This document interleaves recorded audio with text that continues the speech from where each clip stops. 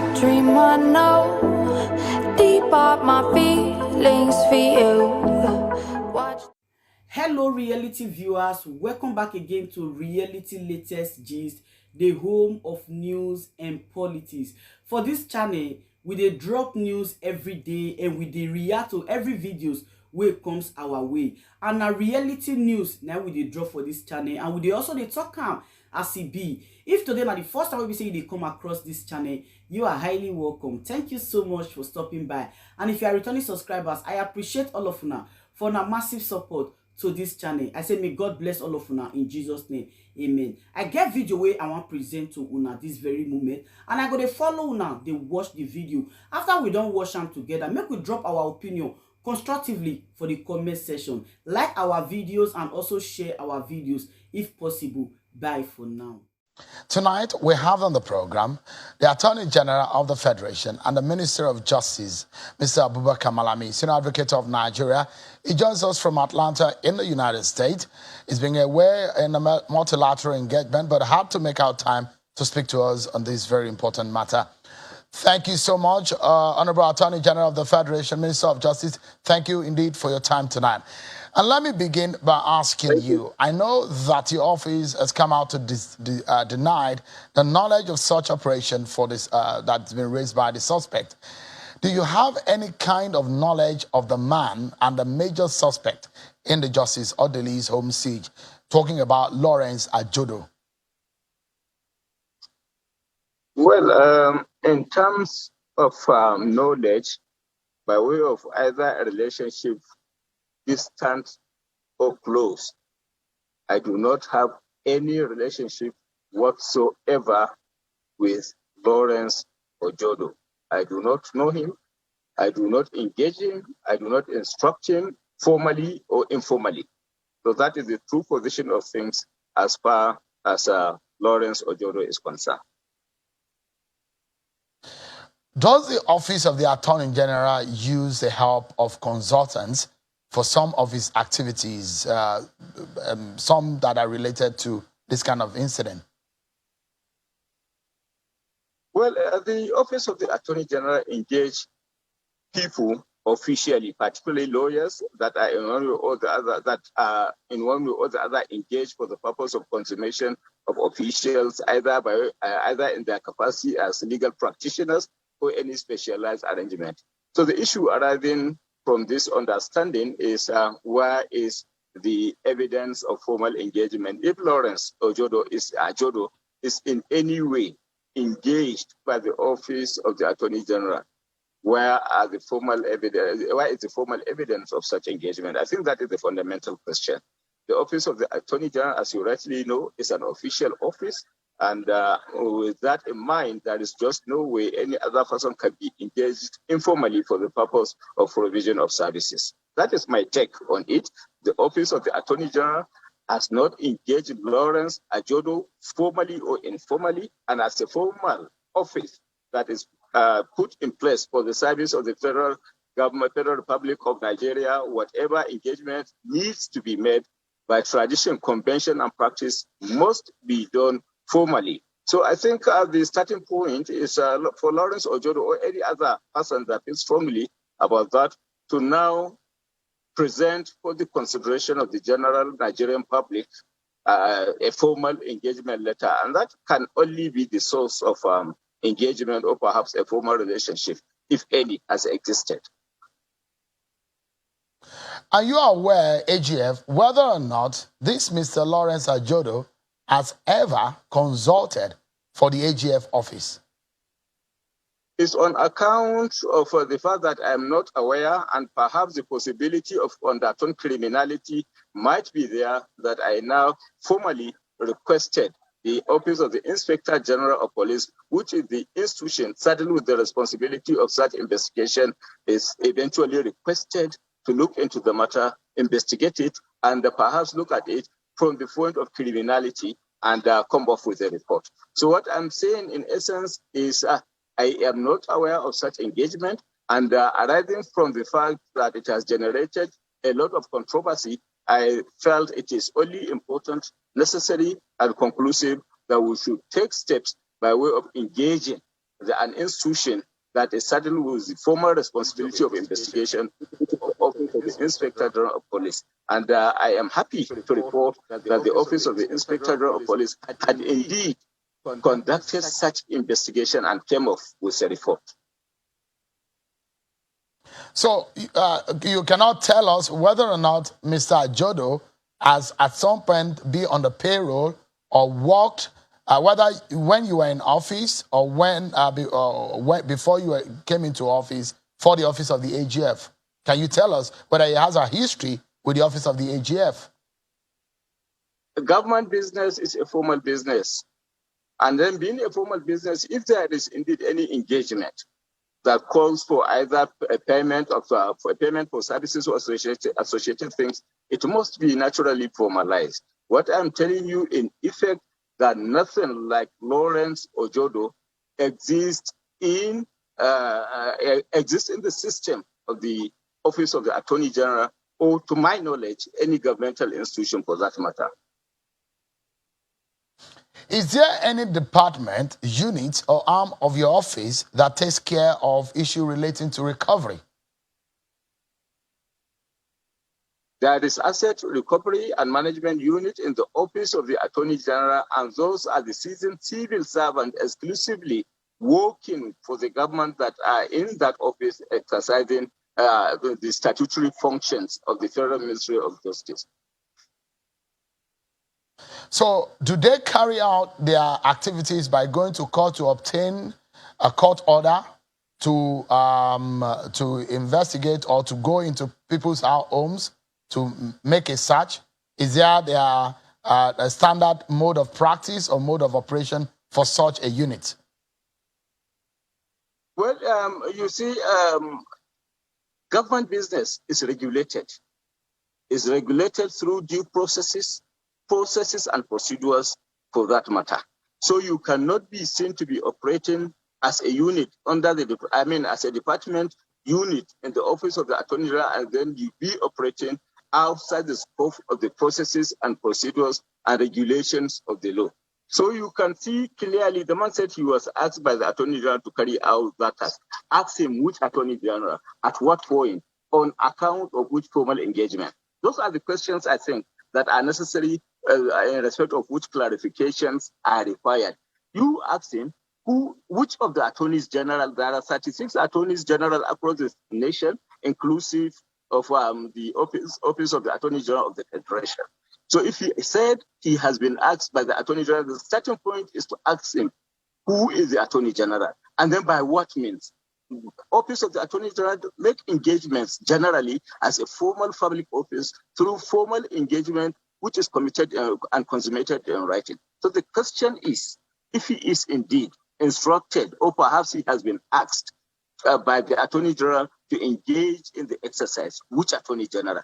If it is the Attorney General of the Federation, at what point was he engaged? Is it formal or informal? If it is informal, who was present at the point of engagement? I think those are the key issues, and not perhaps maybe to simply run to a conclusion without allowing for the comprehensive investigation of the undertones.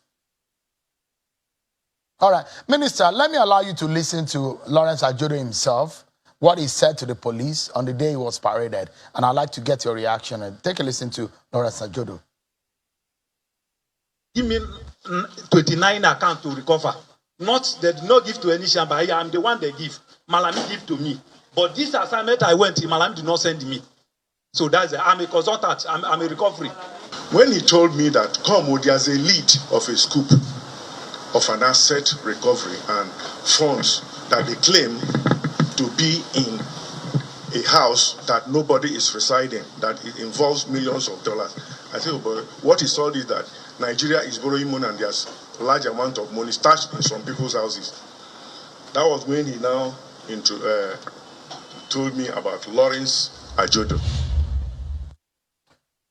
Honorable Minister, you heard Mr. Ajodo himself say that he didn't mention the AGF. He said, Malami, he mentioned your surname, that you gave him 29 cases before now, and that although you were not the one that sent him, he was vehement about his relationship with your office and yourself, and how he gets brief from you directly?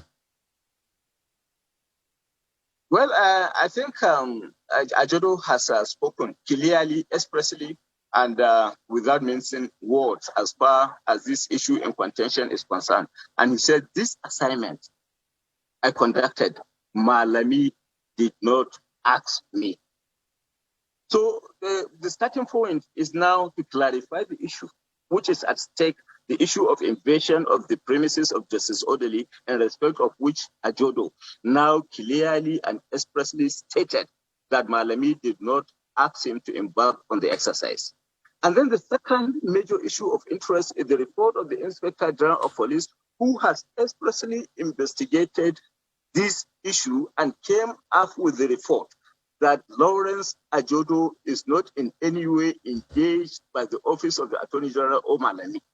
So I think the answers are clear. Ajodo, by his own showing, by his own admission, expressly stated that Malami did not ask him to invade the premises of Justice Orderly.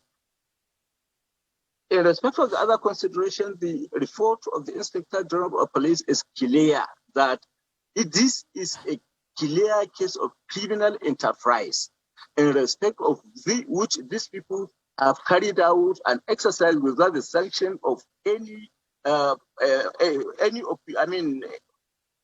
ministry, department, or agency of the government.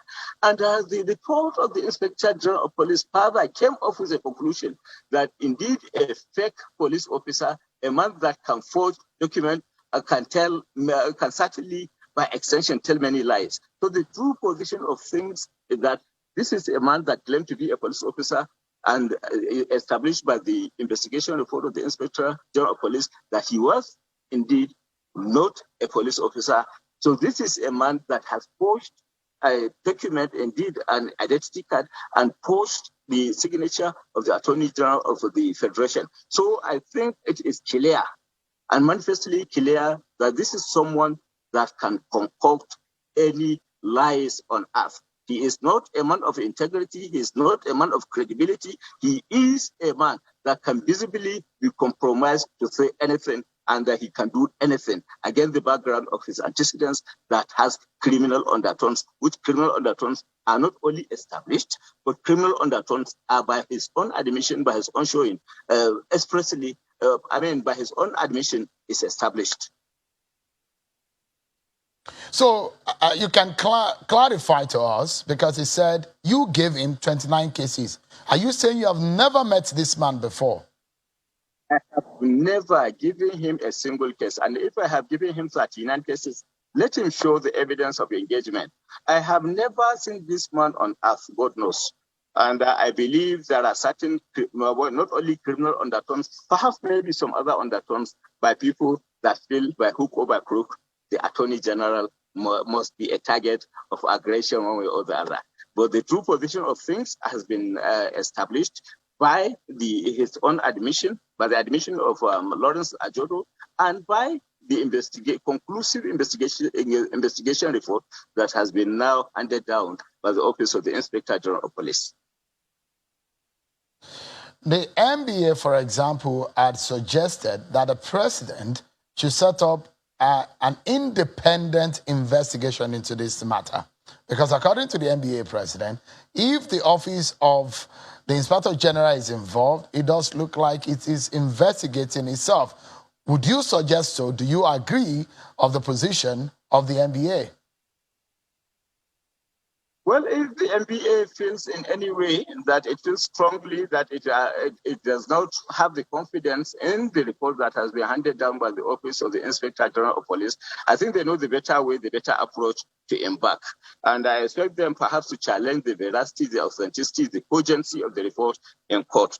I think the NBA is perhaps maybe having an agenda. I'm talking of the national president of the NBA. Perhaps maybe he may have his own agenda that he is pursuing, either perhaps maybe arising from certain conspiracies or not. But then, if he feels strongly, I think, about the report, which has been formally released by the Office of the Inspector General of Police, he knows how best it can be set aside, both in terms of authenticity, in terms of cogency, and in terms of veracity. Honorable Minister, how is it possible that such a siege will be laid in Nigeria on a home of a highly placed government official, not just an ordinary government official, a justice of the Supreme Court for that matter? I think in terms of criminality, there is no element of criminality that we are not witnessing in the Nigerian context of today. If you have Boko Haram, if you have bandits, if you have secessionists and separationists all operating within the context of criminality, I think there are no bounds as to what criminality can be existing in the system. So what do you think could have gone wrong? Criminality, and then as has been the tradition, the government is doing whatever it takes in addressing criminalities. But then internationally and locally, there is no way you can outrun the possibility of criminality because criminals are all over the place. And what the law is doing is to ensure that our laws are enforced against criminals wherever they are found.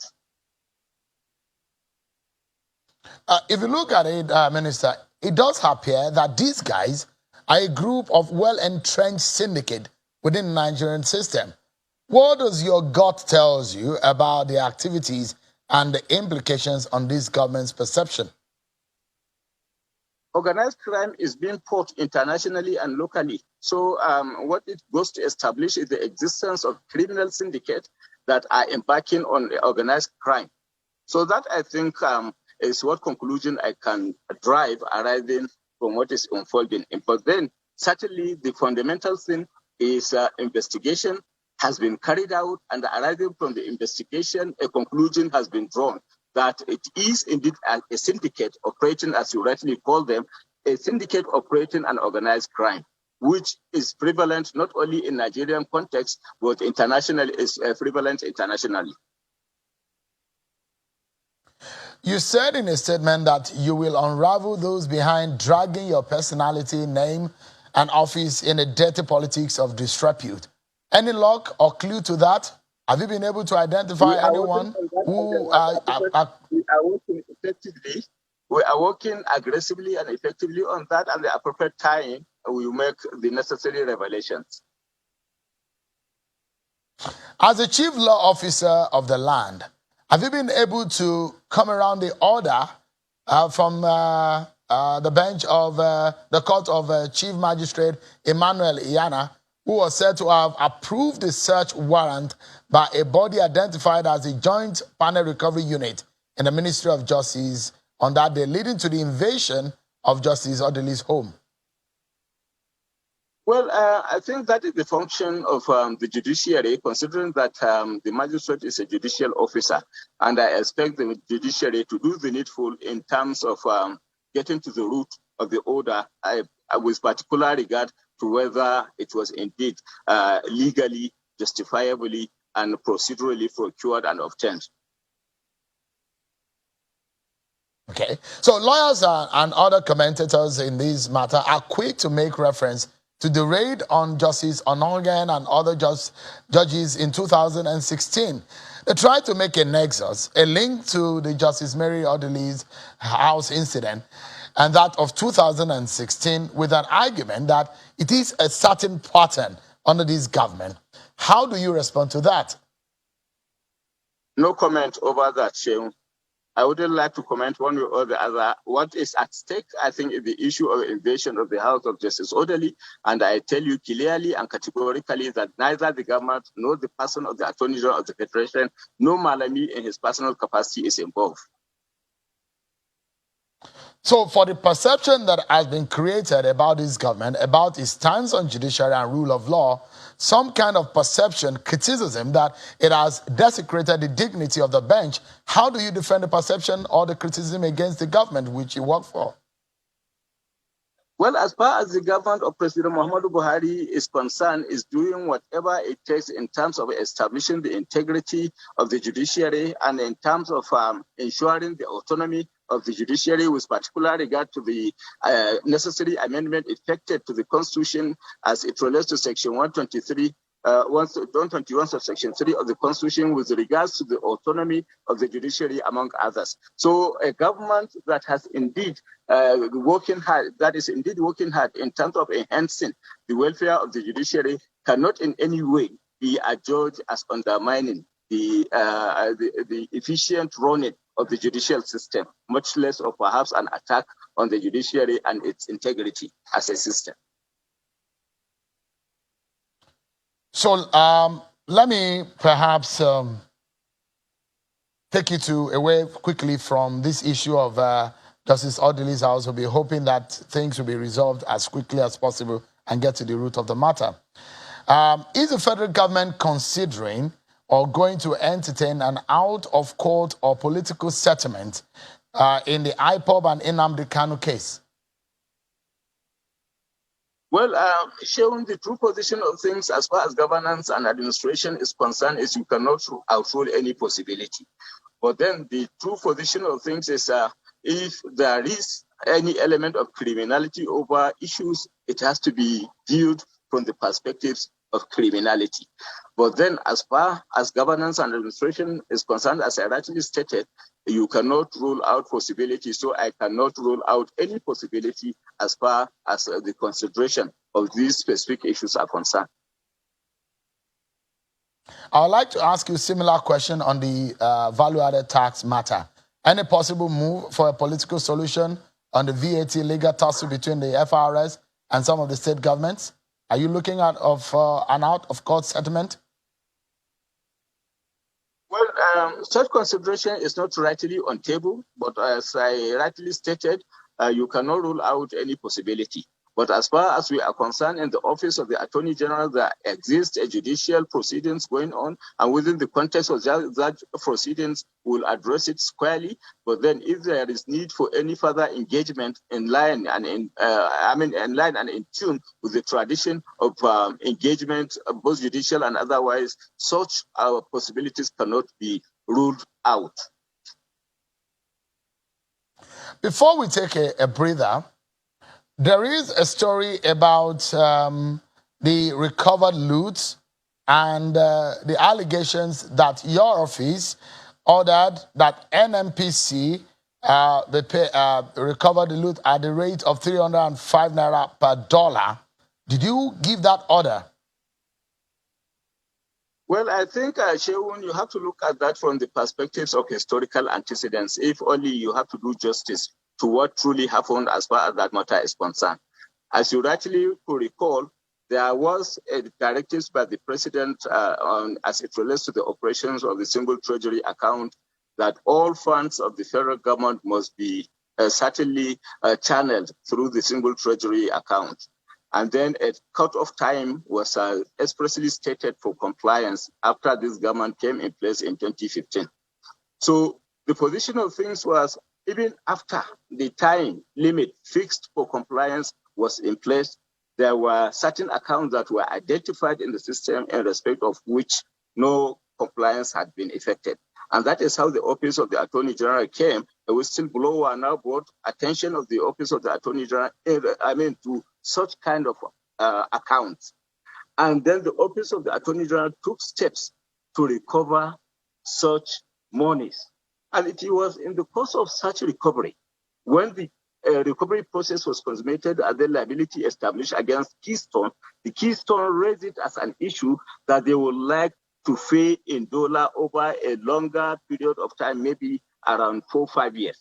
And then that is how eventually the government took a position that no, this money must be paid immediately. And then an understanding is agreed that it should be remitted into the single treasury account there and then. And then the Naira component payment of it was agreed upon as the official rate of the central bank.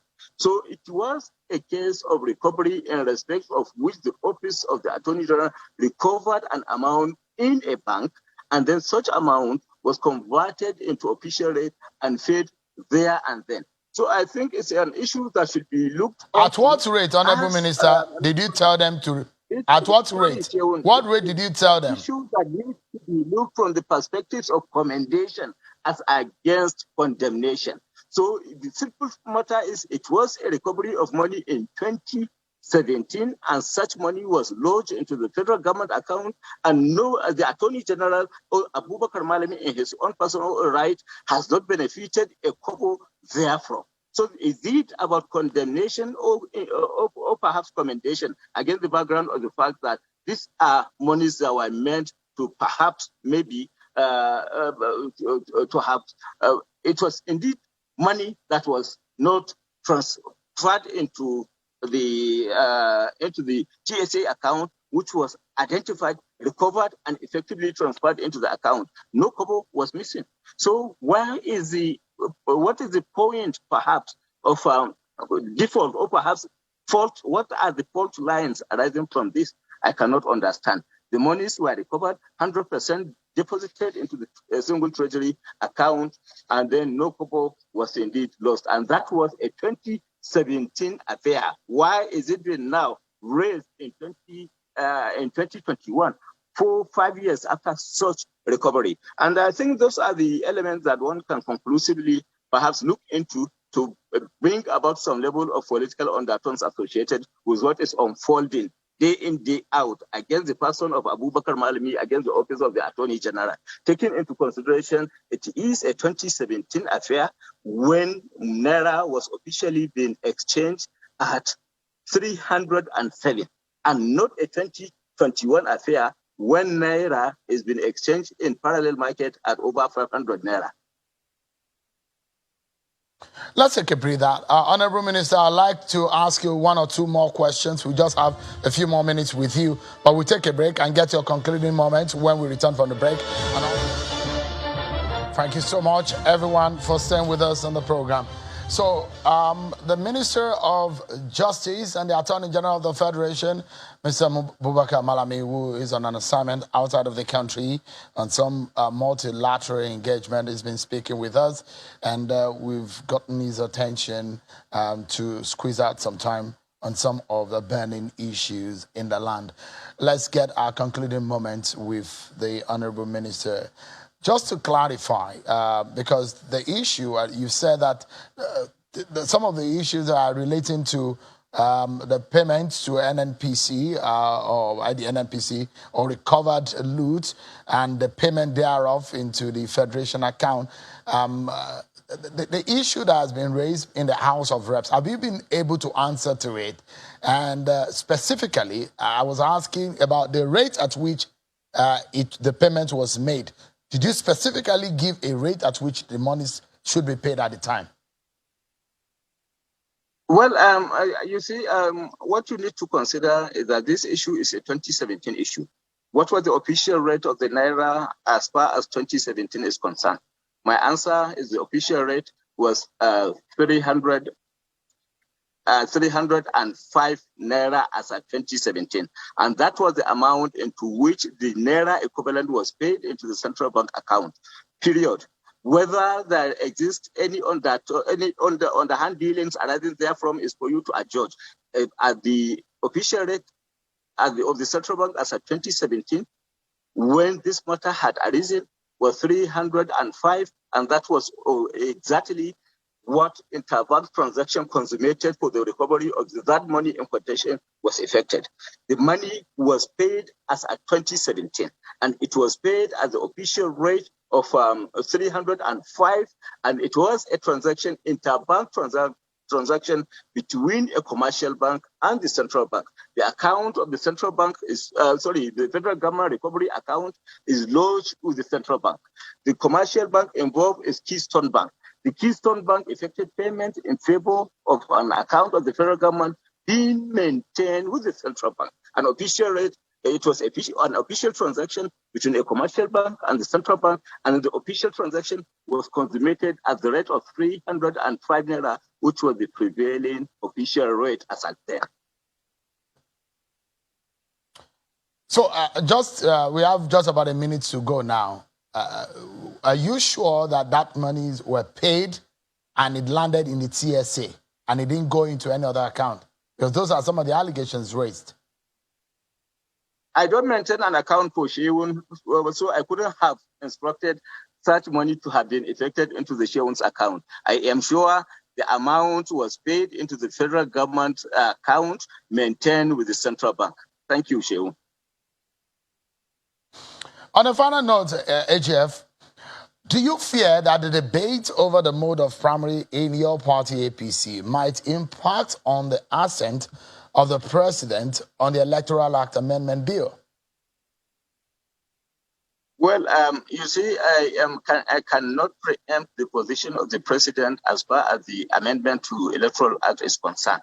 But one thing I know for sure is the president, in arriving at whatever decision that relates to the nation, will factor the public interest, the interest of justice, the security interest and consideration of the nation, among others. So it is too early in the day and premature for me to jump to a conclusion as to the way the mind of the president will work as far as an assent to a bill that has not been processed to the presidency is concerned. I am not in a position to say. But one thing I can tell you, whatever decision the president will eventually make arising from the amendment will be a decision that will be based on justice of it, that will be based on the public interest, the security interest, and indeed the economic interest of the nation. All these things, naturally, Mr. President, factor to mind in arriving at a decision as to whether to assent or not to assent to a bill. And I do not see this bill on Electoral Act,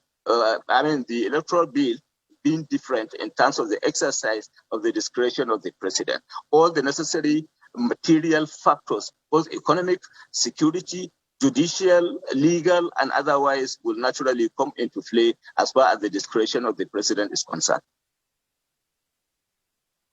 Honorable Minister of Justice and the Attorney General of the Federation, Mr. Abubakar Malami, thank you so much for your time tonight on the program and for clarifying some of these issues to us. Thank you. Thank you, Sèériøùśly.